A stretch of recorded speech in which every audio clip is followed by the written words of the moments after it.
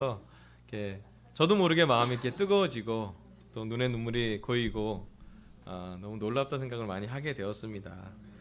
우리 또 성전님이 계셔서 너무 감사하고 또 그 가족이 있어 너무 감사하고 또 마침 또 어제 인범이가 다쳐갖고 기도하게 해주고 우리 결혼부 카톡방이 있는데 우리 인범이 다쳤다니 다들 기도합니다 걱정하지 마십시오 그런 걸 보면서 저희 강센터가 너무 가족이 되어가고 있구나, 너무 이렇게 좋다 생각이 들었습니다.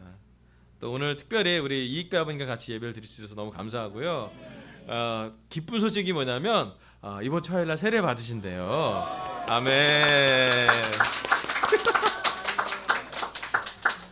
여기 박수 친 사람이 다 기도하신 분들이에요, 아버님. 그래서 아버님의 어떤 성역 공부를 해서 많이 기도했고 저희뿐만 아니라 우리 대구에 있는 우리 최상한 이승혜 부부, 또 대구교회 형제자매들, 또 강동지 목사님 다 같이 기도하셨고 또 지금도 기도해 주리라고 믿고요. 이제 화요일날 정말 잘 세례가 진행될 수 있도록 기도를 부탁드리고 있습니다.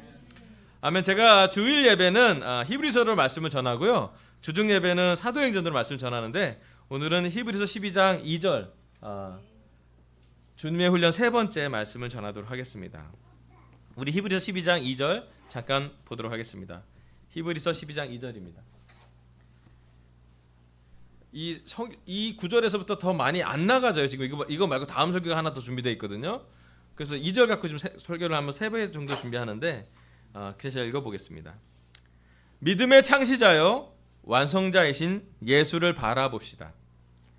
그는 자기 앞에 놓여있는 기쁨을 내다보고서 부끄러움을 마음에 두지 않으시고 십자가를 참으셨습니다. 그리하여 그는 하나님의 보좌 오른쪽에 앉으셨습니다. 아멘. 여기 히브리서 저자는 히브리서 12장 2절에 믿음의 창시자요 완성자이신 예수를 바라봅시다라고 제안하고 있어요. 여러분, 믿음이 더 필요하시다면, 오늘 우리가 믿음을 성장시키고 싶다면, 또는 믿음을 가득 채우고 싶다면 히브리 저자는 말합니다. 예수님을 바라보라고. 우리 강센터 제자한테 물어보고 싶어요. 우리 예수님을 바라보면 뭐가 보이십니까? 사랑, 희망, 평안. 이게 되게 어려운 말씀이에요. 왜냐하면 바라보라 말은 쉬운데 잘 안 보이잖아요. 그러지 않아요? 주중에 우리가 일정에 막 바쁘다 보면 회사에 갔다 오고 여러 가지 집안에 일이 있고 또 상황이 여러 가지 갔다 보면 예수님을 바라보기가 되게 쉽지 않지 않아요? 근데 히브리서 저자는 얘기합니다. 예수님을 바라보라고. 그리고 히브리 저자가 볼 때 어떻게 믿음이 시작되고 어떻게 믿음이 완성되는지는 그 다음 구절에 히브리 저자가 바라보던 예수님의 모습이 나와요. 그건 뭐냐면 그는 자기 앞에 놓여있는 기쁨을 내다보고서 부끄러움을 마음에 두지 않으시고 십자가를 참으셨다고. 믿음의 처음과 끝은 히브리서 저자가 보기에는 십자가를 보는 것에 있어요. 오늘 성찬도 나눴지만 우리의 삶에, 특별히 제자의 삶에, 우리 강센터 제자의 삶의 가장 중요한 중심은 십자가를 바라보느냐 안 바라보느냐의 차이에 있어요. 우리 교회가 십자가를 잘 걸려놓지 않는 교회로 유명하잖아요. 근데 역시 십자가는 우리의 마음, 어떠한 형상이 아니라 우리의 믿음의 눈으로 봤을 때 예수님의 모습에 나타나 있어요. 그래서 말씀을 갖고 그 말씀을 통해서 십자가의 예수님을 지속적으로 바라보는 것이 우리의 제자훈련 삶의 제자훈련의 목표라고 볼 수 있습니다. 그래서 오늘 히브리서 12장 2절 중간 정도의 말씀에 나와 있는 이 빨간색 구절의 구절로 말씀을 좀 준비해 봤습니다. 키워드는 딱 3개예요. 기쁨, 부끄러움, 십자가예요. 첫 번째는요, 기쁨이에요. 여러분 기쁘세요 요즘? 기쁘십니까 여러분? 기쁘고 싶지 않아요? 네. 요즘 기쁜 소식이 주위에 많이 있습니까? 제가 우리나라를 이렇게 뉴스를 이렇게 보다 보면요, 요즘은 기쁜 소식이 많지 않은 것 같아요. 대한민국 축구를 보면 기쁜 소식이 없어요. 히딩크가 도와준다고 해도 별로 기뻐하지 않는 사람도 있고요. 우리나라 특별히 뭐 미국과 북한의 대화를 보면 기쁜 대화가 아니잖아요. 아직도 그런 대화를 하는 거 보면서 기쁨을 찾아내기가 쉽지가 않습니다. 우리 제자들한테 기쁨은 대단히 중요해요. 여러분 기쁘지 않으면 제자 생활하기가 쉽지가 않습니다. 그렇잖아요? 크던 작던 또 어떠한 형태의 기쁨이든 간에 우리는 기쁠 때 살 수 있고 또 기쁨을 하나님이 주고자 하는 것을 볼 수가 있어요. 여러분들 여쭤보고 싶어요. 여러분 언제 기쁘세요? 난 이거 해주면 기뻐. 얘기해 주세요. 여러분 운동할 때. 오 아멘. 자매가 운동할 때 기뻐하는 게 쉽지 않은 일인데. 아멘. 예. 또 언제 기쁘세요 여러분? 우리 김민호 형제는 양지려회를 저랑 안 먹고 혼자 먹을 때 기뻐할 거예요. 저랑 먹으면 제가 많이 먹기 때문에. 예. 예. 또 뭐 받을 때? 선물 받을 때. 좋죠. 선물 받을 때. 우리 취직할 때 기뻐합니다. 좀 지나서 취직하면 기뻐한 다음에 한 달 후에 입금될 때 더 기뻐요. 우리 승은아 형제한테 물어보면 결혼할 때 기쁩니다. 아멘. 우리가 세례 받을 때 기뻐요. 또 정확히 얘기하면 세례 받는 사람은 막 기쁨과 뭐 어떨 때는 죄를 나눴기 때문에 부끄러움과 감사함과 은혜와 막 이렇게 복합된 마음이 있는데 세례를 이렇게 같이 나누는 교회가 기뻐져요. 세원꿈에 들어간 사람이 기뻐지고요. 제가 너무 요즘 감사하게 느끼는 건 우리 강생 때 세원꿈가 좀 생기면서 형제자매들의 표정이 영적으로 기뻐지는 걸 느껴요. 우리 이익배 아버님 세원꿈에 들어갔던 사람 형제들이 공부할 때마다 다 은혜 받았다고 느끼고 끝나고 너무 기쁨에 길지 않은 공부인데 기쁨에 차서 가는 걸 볼 수 있고요. 또 우리 주님 명술 공부에 요즘 결혼부 자매님들이 늦게까지 공부를 하시더라고요. 아멘. 근데 아무리 바빠도 그 공부를 하시는 걸 보면서 자매들이 정말 이렇게 사역 공부를 기뻐하는구나. 아마 우리 주님 형수님이 가장 많은 기쁨의 중심이 되지 않나 이런 생각이 들고요. 또 요즘 성준 형님 이렇게 예배 올 때마다 너무 기쁘지 않아요? 밤새고 오시는 거예요. 여기 쉽지 않은데 어제는 지난주에는 저희랑 같이 한 1시간 반도 얘기도 했어요. 그런 피곤한 상황에서도 얘기도 하고 너무 기뻐요. 사실은 우리 삶에 크고 작은 기쁨들이 있고 이 기쁨이 우리를 영적으로 살게 많이 도와줘요. 그런데 여기 나온 예수님의 기쁨이 뭐냐면 예수님은 자기 앞에 놓여 있는 기쁨을 내다봤대요. 오늘 제 설교 첫 번째 포인트는 예수님은 앞에 놓여 있는 기쁨을 내다봤습니다. 예수님의 기쁨은 지금 기쁘지 않대요. 앞에 놓여 있는 기쁨을 내다봤다는 것이 예수님의 믿음의 핵심일 수도 있어요. 여러분 앞에 놓여 있는 기쁨이 뭘까요?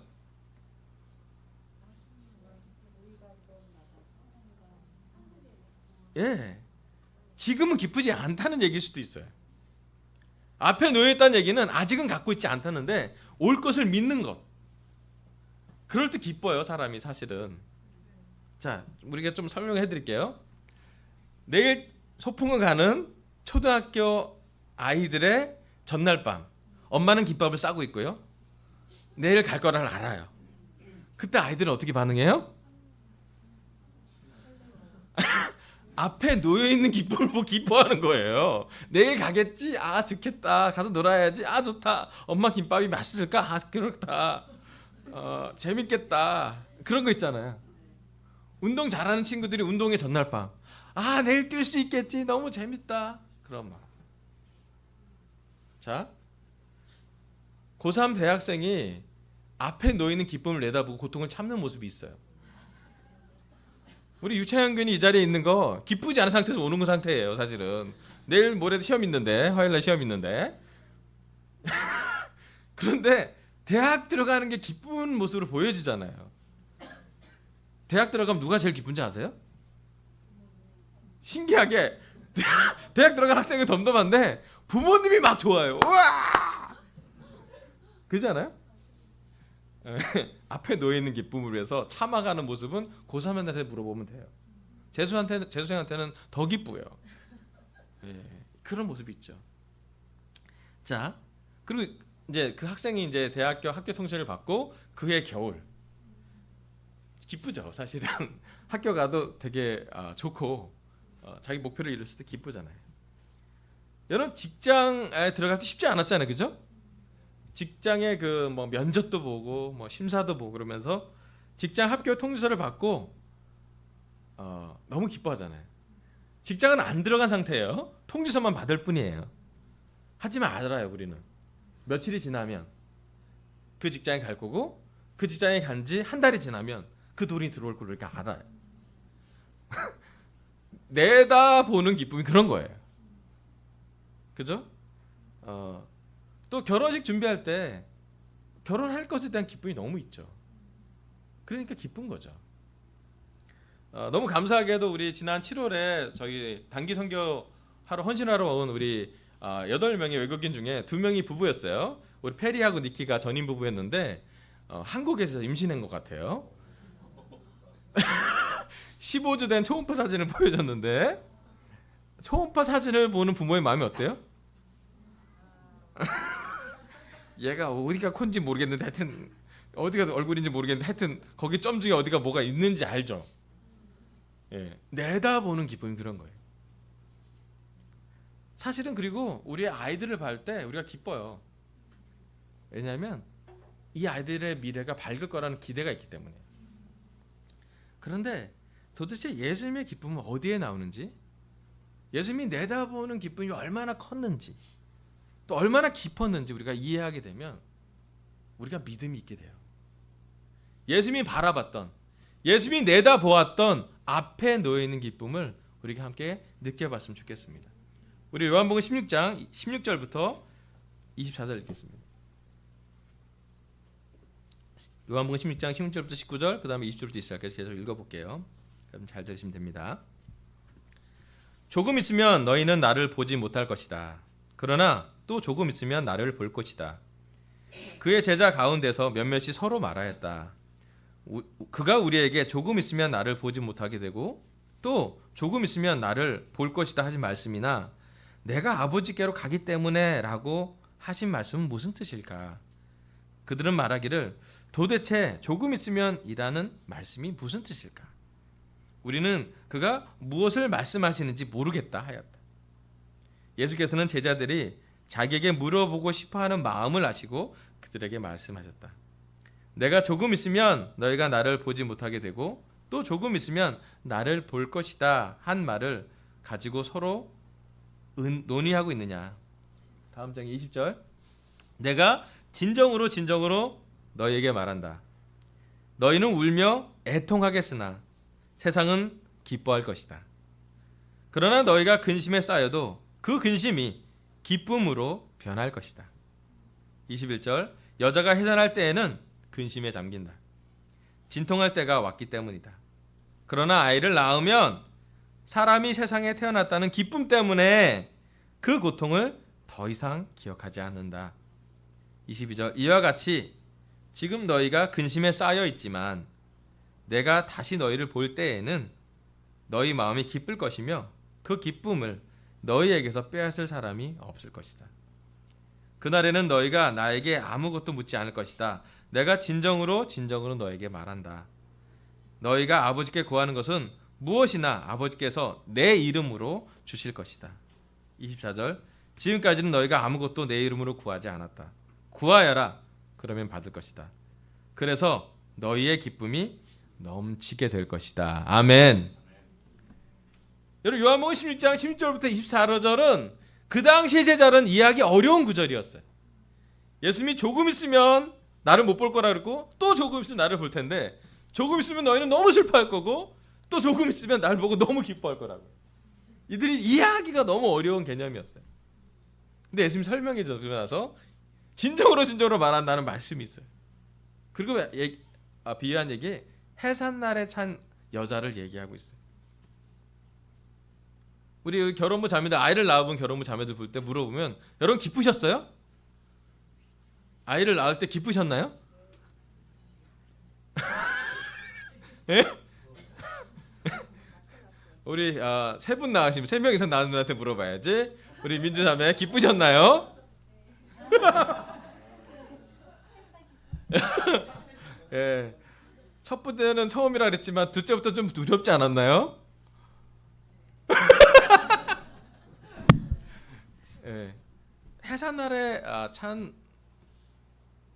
저도 우리 아내가 애리를 낳을 때 좀 어렵게 낳긴 했는데 제가 느낀 건 뭐냐면 너무 두렵고 너무 긴장되고 또 애기 낳고 너무 기뻐했던 기억이 나요. 이게 약간 좀 기쁨이랑 긴장감의 두려움이랑 딱 이렇게 혼합된 막 그런 마음.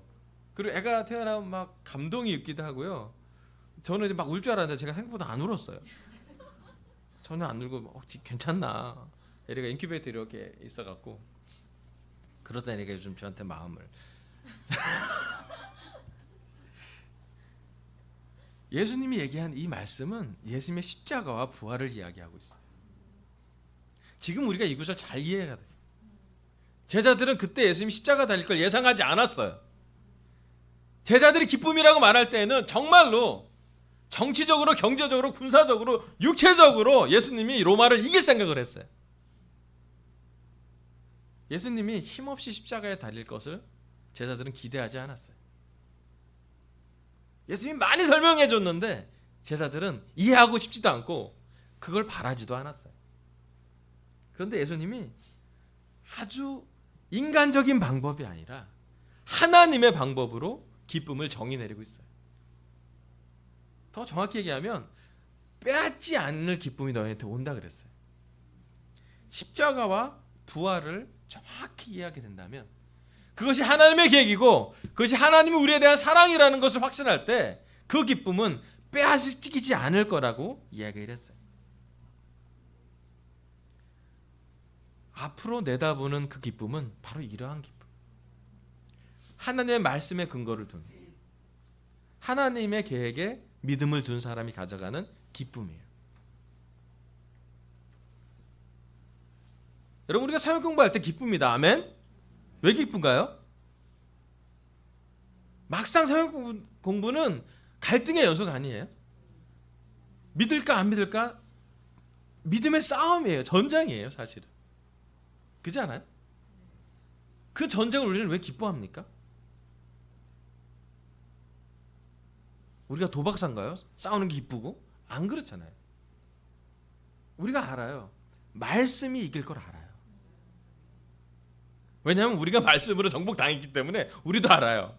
나도 말씀 보기 전에 안 믿었는데 말씀 보고 나서 믿고 나서 우리가 언제부턴가 알아요. 십자가와 부활을 이해하고 나서면은 이분도, 이 사역과 하시는 분도 십자가를 알면, 부활을 이해하면 나처럼 기쁠 거라는 걸 알아요. 그리고 이 기쁨은 내 기쁨이 아니라 하나님이 주시는 기쁨이에요. 여러분, 세례 받을 때 기뻐요. 왜 기쁘냐면 사실은 세례 받고, 사실을 좀 말씀드리면 우리 세례 받고 더 어렵지 않았나요? 아멘. 여러분, 세례 받고 제가 올해 생 27년 좀 지났는데 이렇게 살 줄 알았다면 제가 세례를 받았을까?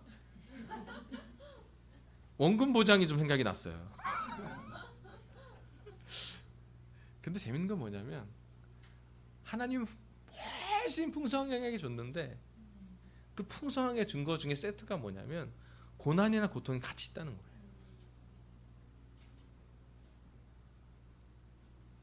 예수님은 얘기해요. 지금 너희들이 울고 슬퍼할 거라고. 만약에 우리가 앞에 놓여져 있는 기쁨을 알지 못한다면 제자의 삶은 참 비참합니다. 우리가 과거를 보고 산다면 우리 삶은 참 어려워져요. 내가 이러려고 제자가 됐나? 내가 이런 대우를 받으려고 이렇게 살고 있나? 내가 이런 대가를 치렀는데 내 삶은 뭔가 과거를 보고 있으면 우리는 기뻐지기 쉽지가 않습니다. 우리가 기뻐지려면 앞에 놓인 기쁨을 바라볼 때예요. 참 놀랍게도 예수님은 그 제자들이 다 기대하는 세상적인 성공에 눈이 가 있지 않고 하나님의 계획에 눈이 가 있었어요. 그리고 하나님이 주셨던 기쁨은 예수님이 자신이 기뻐할 것이 아니라 자기가 희생하면서 나올 수 있는 그 결과. 마치 해산날에 아이가 태어날 때 어머니의 마음처럼 아이가 태어날 때 얼마나 기뻐요. 어머니는 그 해산의 고통을 오롯이 이렇게 겪지만 그 아이가 태어나면 아버지 그 또 다른 가족들 또 어르신들 다 기뻐하잖아요. 가족이 다 기뻐하잖아요. 마치 예수님이 그런 마음이에요. 너무 큰 고통이지만 하나님과 사람들과 연결할 생각을 하면 하나님에겐 아들이 생기고 이 세상 사람들에겐 하나님을 아버지로 부를 수 있는 아주 강력한 그 다리, 그 연결고리, 강력한 피로서 살아있는 사람의 피로서 맺음보다도 더 진한 십자가의 피로 연결되는 그 다리에 대한 확신이 있으셨어요. 여러분, 믿음이라는 것은 앞에 놓인 기쁨을 내다보는 것입니다. 여러분, 우리가 믿는다라고 말하는 것은 우리가 앞에 놓인 기쁨을 내다본다라고 말할 수 있어야 돼요. 그것이 바로 우리가 싸우는 눈에 보이지 않는 믿음의 싸움입니다.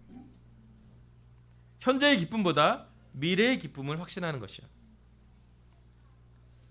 여러분, 영적으로는 이것을 믿어야 되는데 육적으로는 때로 우리가 못 믿을 때가 많아요.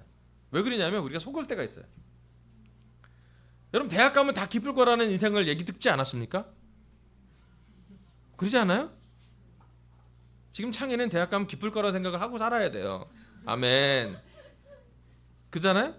여러분, 대학 입학하고 어땠어요? 한 2달 기쁘지 않았나요? 여러분, 입사할 때 다 기쁠 거라고 보장받잖아요.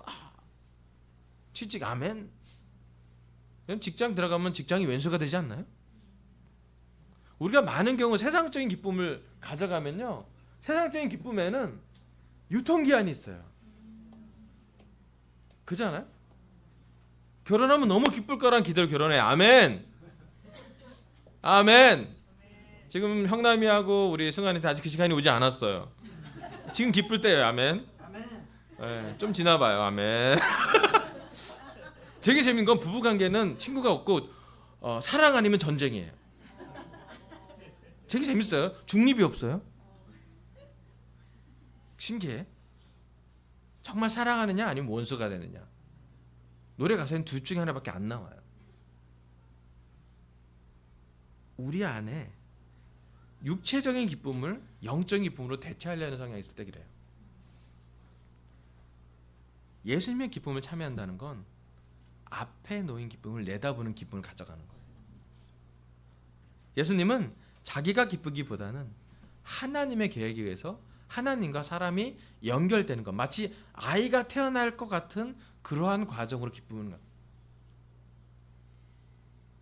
그 아이가 태어난 건 그 엄마가 정말로 이렇게 고통이 많은데도 고통을 잊어버리는 것. 아직 다 고통이 끝나지도 않았는데 고통보다 기쁨이 더 큰 것이에요. 여러분, 우리가 믿음을 세우려면요, 예수님이 우리를 얼만큼 해산하는 고통으로 사랑하는지를 깨달으시면 돼요. 여러분이 태어날 때 여러분의 부모님이 다 그렇게 고통스러웠지만 너무나 애지중지 키워내지 않았습니까? 물론 그들이 예수님 같지 않았지만 우리 삶이 여기까지 온 것도 누군가의 고통을 통해서 지난 거예요. 예수님은 앞에 놓이는 기쁨을 내다보고서 기뻐했어요.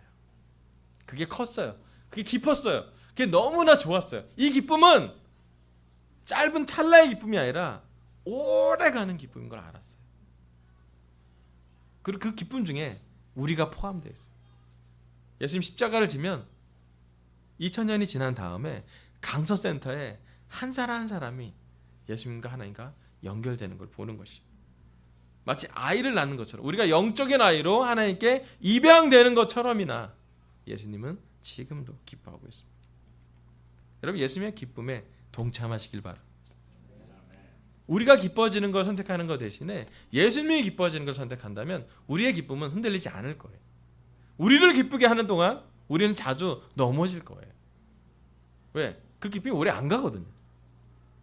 근데 예수님을 기쁘게 하는, 또는 예수님의 기쁨에 우리가 동참하려고 한다면 그 기쁨은 오래 가고 깊어지고 영원할 것이에요. 아멘. 네, 두 번째 말씀 나누겠습니다. 또 같은 구절인데요. 읽어볼게요. 그는 자기 앞에 놓여 있는 기쁨을 내다보고서 부끄러움을 마음에 두지 않으시고 십자가를 참으셨습니다. 아멘. 다음 구절 좀 보세요. 두 번째 키워드는 부끄러움이에요. 여러분 부끄러움을 느끼시죠? 예, 언제 부끄럽나요 우리가? 실수했을 때. 또 언제 부끄럽나요?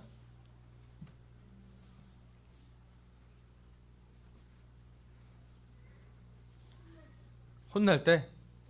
여러분 죄질 때 부끄럽지 않아요? 죄질 때 좀 부끄러운 것 같아요. 제 벗은 몸을 제가 볼 때 가끔 부끄러울 때가 있어요. 굳이 벗지 않아도 보여주는 저를 보면서 또 부끄러울 때가 있어요. 제 딸이 제 배를 만지면서 아빠 좀 부끄러운 줄 알았으면 좋을 것 같아. 부끄러워요 사실은. 그래서 사실은 설교하기 되게 부끄러울 때도 많아요. 여러분 우리 약점이 드러나면 부끄럽습니다. 제 인생에서 가장 부끄러운 때가 언제냐면요. 이게 설교 짧게 해야 되는데 제가 20살 때 잔디회라고 우리 교회에서 근육이학종 환자 봉사활동이 있었어요. 그래서 3박 4일 동안 춘천에 그 휠체어를 타고 다 그 파트너처럼 해서 그 근육이학종 환자를 들어서 이렇게 화살도 같이 가게 하고 하여튼 되게 24시간 같이 있는 그런 프로그램을 진행을 했어요. 대학생 봉사를 갔어요. 그래서 잘 봉사를 끝냈어요. 그래서 비가 잠깐 내리다가 마지막에 돌아올 때에 갑자기 춘천에서 날씨가 되게 맑았어요. 여름이었어요. 그래서 그 단체장님께서 우리 봉사들 너무 수고했으니까 물놀이 하게 하려고 개울가에 우리를 휠체어를 한 50대를 쫙 옆으로 놓고 우리 자원봉사들 같이 수영하게 놀게 하게 도와줬어요. 좀 스트레스를 풀고 가라고. 그때 같이 갔던 강동리 목사님은 수영을 잘했어요. 그래서 막 멋있게 수영하고 갔어요. 저는 수영 정말 못했어요. 산에서 자랐잖아요. 저는 물에 잠겨본 적이 없어요. 그런데 동진이가 와서 그랬어요. 황식아 건너와라. 그래서 별로 멀지 않아서 건너갈 거라고 저는 믿고 잠수해서 물장구를 막 쳤어요. 그 추다가 이제 건너갔으면 이제 발을 땅에 닿고 숨을 쉬어야 되잖아요. 발을 땅에 딱 댔는데 햇빛이 저 위에 있는 거예요. 이렇게 찰랑찰랑 저 위에서 제 키보다 한 길 더 높게 팔 높게 개울가가 이렇게 턱이 지고 없었어요. 깊었어요. 순간 너무 당황했어요. 숨을 쉬어야 되는데 공기가 없잖아요. 물을 먹었어요. 그래서 발이 다치니까 점프를 딱 했어요. 그때 숨을 쉬어야 되잖아. 들으셔야 되잖아요. 몰랐죠. 급하잖아요. 정신아! 물었고 다시 내려갔어요. 다시 점프. 마지막 한 번 더. 살려줘! 동진아 왜 그래 왕씨가? 그러더니 그 다음에는 점프도 안 돼. 너무 물을 많이 차. 그리고 이제 토하는 건지 마신지 막 그리고 이제 몇 번 이렇게 웨이브를 치다가 몸이 이제 쓸려가요. 그리고 생각이 났어요. 이제 죽는구나. 우리 가족의 얼굴이 막 지나가고 그 느낌 매스꺼운 느낌 있어요. 죽을 때 느낌 그 느낌. 지금이 타임인가? 그럴 때 있어요. 그때 제가 잘 기억나진 않지만 동진이가 저를 구하려고 뛰어줄 줄 알았어요. 저는 진짜로 믿었어요. 정말로 믿었어요. 이 친구는 날 구할 친구다. 그러지 않았어요. 동진이가 저한테 등을 다 지고 나서 뭘 했냐면 왕식이 좀 살려주세요. 우리 왕식이 살려주세요. 진짜. 그래서 막 소리 지르고 막 아저씨들이 놀라서 막 장대 갖고 달려들고 막 그랬어요. 근데 제가 이미 상태가 뭐 이렇게 볼 수 있는 상태가 아니라서 이렇게 몸이 기울어서 이렇게 약간 쓸려 내려갔어요. 근데 다행히도 정말 하나님 계획이죠. 그때 그 포크레인 공사하다가 이렇게 턱을 포크레인이 만드는 턱이 좀 있었는데 거기다가 발이 딱 닿았어. 그리고 발을 딱 힘을 주니까 물이 찰랑찰랑 여기서 있었어요. 그때 전 기억나요. 코에서 물이 막 쓸려 내려갈 때 그 코가 따갑잖아요. 엄청 쓸려 내려갔어요. 그리고 살았구나. 살았는데 살았다고 느끼는 안도감과 동시에 들리는 그 느낌. 다 사람이 쳐다봐요 저를. 동진이가 되게 이상하게 잘 쳐다봐요. 그럴 때 살았구나라고 느끼는 그 창피함. 괜찮아요. 막 창피해. 창피해. 막 내가 봤던 그 근육의 형제가 막 경기를 해서 살려줘. 걔 소리 잘 못 내니까 막 그러고 막 걔가 막 울었어요. 제가 올라가서 이렇게 실제 밀었더니 울더라고. 그랬더니 왜 나 죽을 것 같아서 그랬더니 막 그렇다고 막 창피해. 너무 창피했어. 이 창피함을 얘기하면서 저 그 물에 빠져 죽은 번이 한 7번 됐는데 그게 마지막 번이에요. 그래서 제가 수영을 배웠어요. 나중에 한 10년 지금 수영을 해서 이제는 안 죽을 것 같아요. 여러분 부끄러워지면 우리가 변화합니다. 어떻게 변하나요?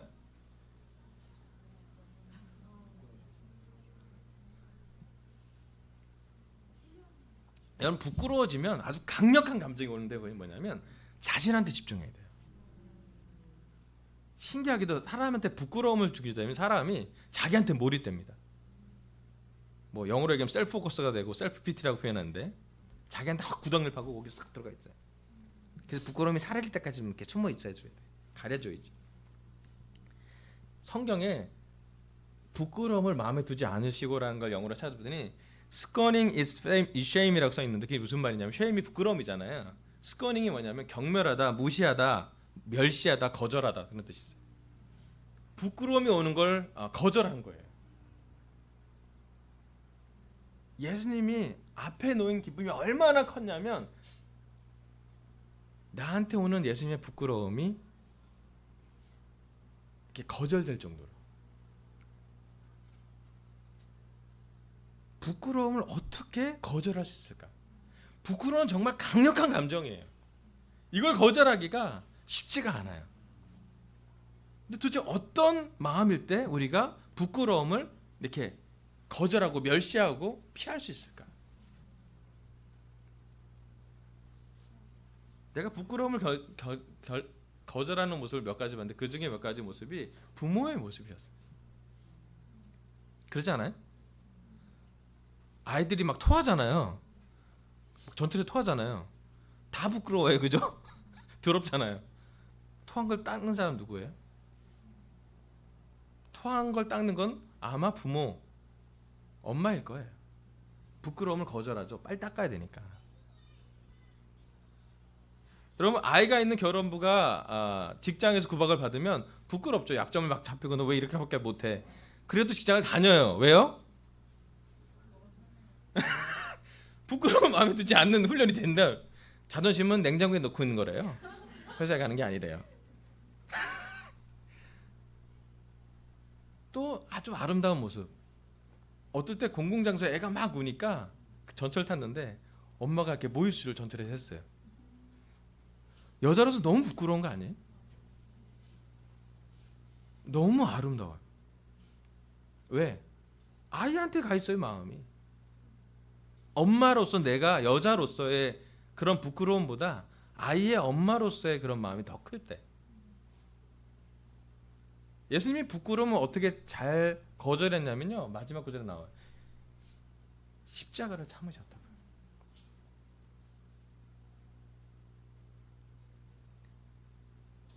부끄러움을 거절하고 나서 예수님이 했던 것은 십자가에 달리신 것을 참는 거예요. 여러분 십자가는 어떤 곳인가요?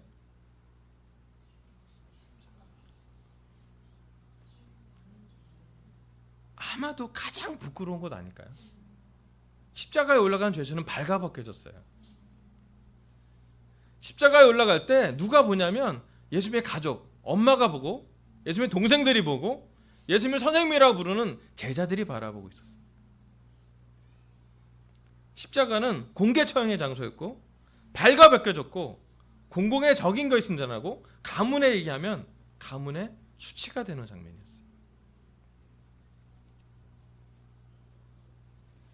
예수님의 어머니한테는 가장 심한 불효죠. 불효 중에 가장 심한 불효는 범퍼뼈가 돼서 죽어가는 거잖아요. 애통할 정도로. 그 어머니 마리아가 엄청나게 슬퍼했을 거라 생각이 들어요. 완전한 실패자. 또 예수님 입장에서는 완전한 억울함이죠. 누구 죄 때문에 죽는 건가요? 그 십자가를 바라봤던 제자들, 특별히 사도 요한의 모습은 무능력한 리더의 모습 아닌가요? 세상을 바꿀 것처럼 얘기하지만 이게 영적이라고 얘기하고 하나님의 계획이라고 말하지만 이게 어떻게 하나님의 계획이 될 수 있는지 십자가는 이해될 수 있는 상황이 아니었어요. 사람을, 더 많은 사람을, 문둥병자도 구져주고 눈먼 사람을 눈뜨게 해주고 앉은 맹이 일어나게 해준 게 예수님이었는데 자신이 십자가를 지내서 능력을 쓰지 않으셨어요. 여러분, 참는 고통 중에 가장 큰 고통은 힘이 있는데 힘을 안 쓰는 거예요. 여러분, 고통을 어쩔 수 없이 당하는 고통은 그나마 그런 고통을 이렇게 그나마 받잖아요, 우리가. 그죠? 그잖아요?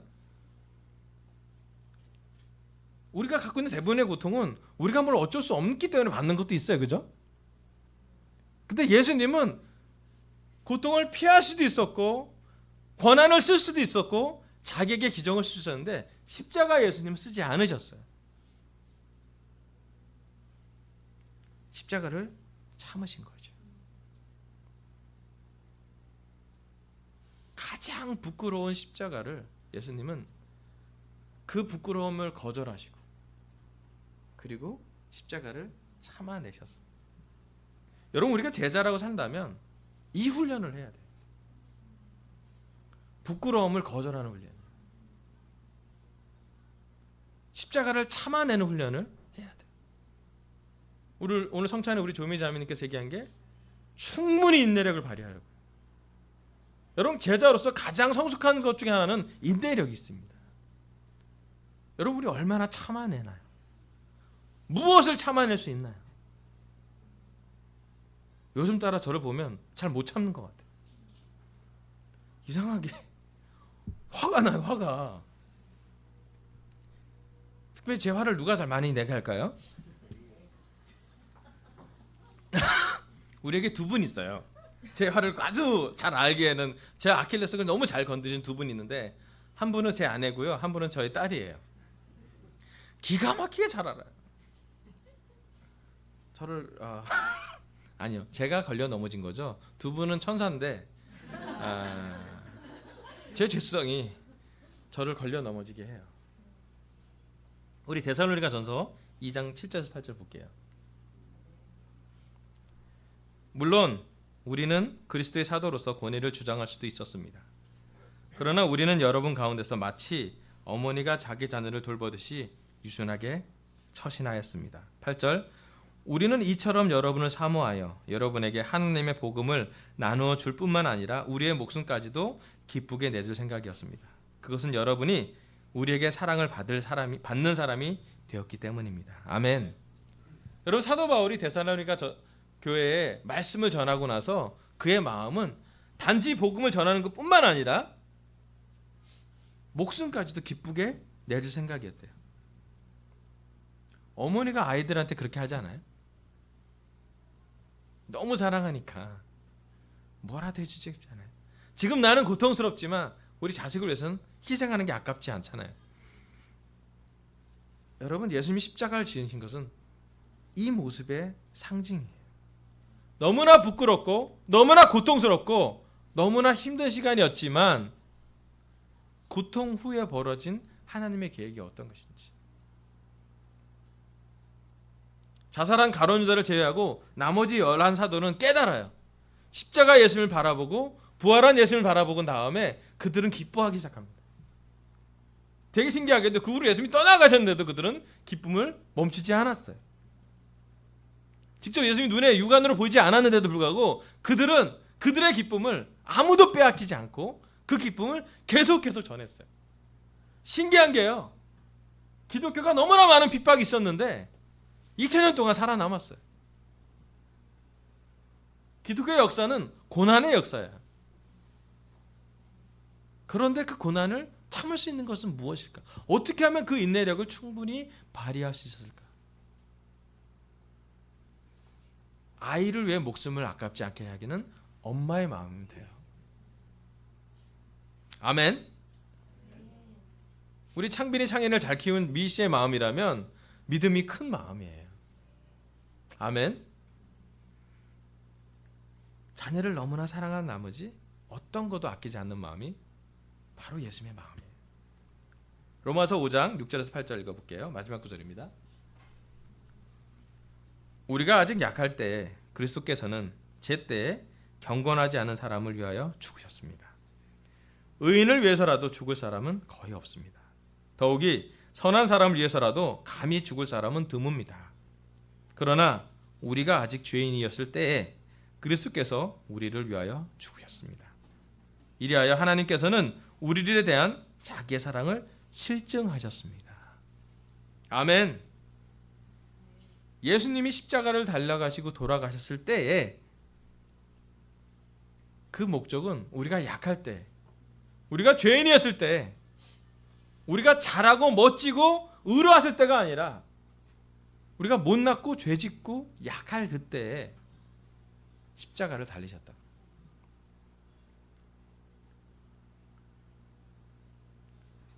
놀랍게도 하나님의 아들이라는 타이틀은 가장 많은 기적을 행할 수 있는 타이틀이기도 해요.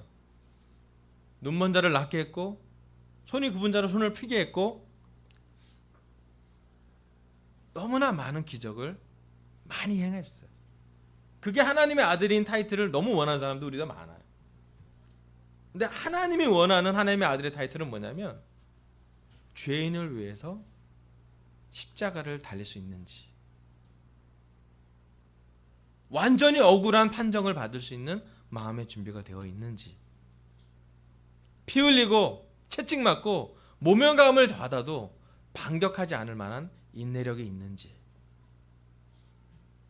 그것이 바로 십자가의 예수님의 사랑이에요. 예수님이 십자가에서 참으셨던 이유는 하나님이 사랑하는 사람을 사랑할 때, 되게 어려운 일일 것 같아요. 자기를 때리는 사람이 하나님이 사랑하는 사람인 걸 더 알 때 더 어려울 것 같아요. 여러분, 우리 삶에 고난이나 고통이 온다면 여러분 십자가를 생각해 주길 바랍니다. 우리가 감당할 수 없는 어려움이 있다면 그 안엔 분명히 십자가 예수님이 가까이 있을 거예요. 제가 지난 월요일날 우리 이익배 아버님과 성역 공부하면서 대가 개선할 때 되게 이렇게 감동이 좀 왔었어요. 그게 뭐였냐면 아버님이 마지막 성역 공부가 끝나면서 기도하고 마치거든요. 그때 아버님이 예수님 앞에 죄인인 아버님을 이렇게 예수님이 돌아가시다는 기도를 할 때 아버님께 눈물이 이렇게 맺힌 걸 제가 봤어요. 그리고 그 전에 너무 가볍게 기도한 제가 창피했고, 또 아버님의 기도를 듣고 내 마음에 되게 울림이 많았어요. 여러분, 십자가를 대신 진 예수님을 보고 우리는 언제 울어보시고 있습니까? 우리의 고통 때문에 우리가 울 때는 많은데 우리는 얼만큼 십자가를 참으신 예수님을 보고 감사하며 울고 있습니까? 제가 한 가지 아는 건 뭐냐면 아버님이 수술을 경험하시면서 그 죽음에 가까이 갈 만한 그런 상황에서 다른 누구가 아니라 하나님을 찾았던 것 같고 십자가의 예수님을 찾았던 것 같아요. 하나님이 아버님 기도와 또 가족의 기도를 들어주셔서 조금 병환이 낫게 하셨고, 그 마음으로 올해 6월에 성역부를 시작했고, 지금도 그 초심을 갖고 기쁘게 세례를 받기로 하셨어요. 제가 한 가지 믿는 건 아버님 마음속에 우리랑 뭐 친해서도 아니고, 또 여기 장녀가 없어서 1호 세례시기 때문에 부담도 되세요. 장녀 있는데 좀 장녀분들 좀 많으면 좋겠고, 하지만 편한 상황이 아니라 아버님의 마음은 하나님의 예수님 십자가에 가 있어요. 그리고 얘기합니다. 앞에 놓인 기쁨이에요. 여러분, 제자로서 우리가 마지막으로 가장 기뻐할 건 뭐냐면 우리의 기쁨은, 우리의 현재 고통은요, 천국에서는 가장 놀라운 훈장이 된다는 것이에요. 만약에 우리가 슬프지 않고 고통스럽지 않고 너무나 기쁘게만 생활한다면 천국에서 할 얘기가 별로 없어요. 그렇지 않아요? 지금 신기하게도 지금 우리의 고난은 천국에서는 영원히 나눌 만한 감동적인 대화가 될 거예요. 여러분, 고통이 있는 곳에 십자가가 있습니다. 고난이 있다면 그 옆에 고난을 이해하시는 예수님의 십자가가 있다는 것을 기억하길 바랍니다. 여러분 우리의 십자가를 지고 날마다 예수님을 따르라고 했어요. 우리의 좋은 모습만 보고 예수님을 따르는 것이 아니라 우리의 죄를 짊어진 예수님을 보고 우리의 한쪽 면만 사랑하는 것이 아니라 우리의 전체 모습을 사랑하시는 예수님과 하나님을 생각해보면서 예수님을 따라갔으면 좋겠습니다. 아멘. 오늘 하나님 저희 입술을 통해 기쁨, 부끄러움, 십자가를 설교하겠습니다. 첫 번째, 예수님은 앞에 놓이는 기쁨을 내다봤습니다. 여러분 예수님의 기쁨을 공부할 수 있길 바라겠고 깨닫길 바라겠고 배울 수 있길 바랍니다. 그리고 예수님처럼 앞에 놓이는 기쁨을 내다보고 우리도 예수님의 기쁨에 동참할 수 있으면 좋겠습니다. 두 번째, 예수님은 부끄러움을 거절했습니다. 우리 또한 우리의 체면과 우리의 자존심을 내려놓는 훈련을 해야 됩니다. 어쩌면 그 고통이 우리가 예수님을 사랑하는 정도가 될 수도 있습니다. 여러분 부끄러움을 거절하는 훈련을 하시길 바랍니다. 세 번째, 예수님은 십자가를 참으셨습니다. 가장 부끄러운 것, 가장 처절한 것, 가장 낮은 사람이 가는 그 십자가를 참으셨습니다. 그랬더니 하나님은 예수님을 부활시켰고요. 그랬더니 그 예수님이 우리의 주님이 되셨고요. 그랬더니 그 예수님이 하나님의 보좌 오른편에 앉아 계십니다. 능력이 있어서 간 곳이 아니라 고통이 있어서 간 곳이에요. 십자가를 다른 사람만 갈 수 있는 하나님의 아들이 예수님이 되셨습니다. 이제 여러분 하나님이 우리를 아들로 딸로 여기십니다. 날마다 우리 십자가를 지고 예수님을 따라가길 바라면서 설교를 마치겠습니다. 감사합니다.